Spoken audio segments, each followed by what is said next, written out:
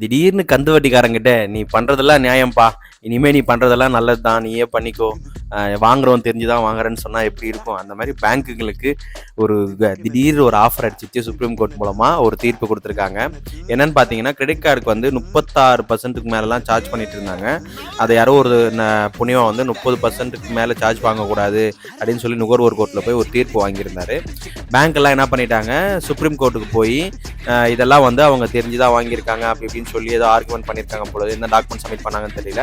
Supreme கோர்ட்டும் என்ன சொல்லிட்டாங்க, படித்தவங்க தான் அதிகமாக கிரெடிட் கார்டு வாங்குறாங்க, ஸோ அவங்களுக்கு தெரிஞ்சு தான் வாங்குறாங்க, அதனால் இவங்க 30%க்கு மேலே வட்டி வாங்கலாம், அது வந்து தப்பு இல்லை அப்படிங்கிற மாதிரி சொல்லிட்டாங்க. பேங்க்குக்கெலாம் ஒரே குஷி.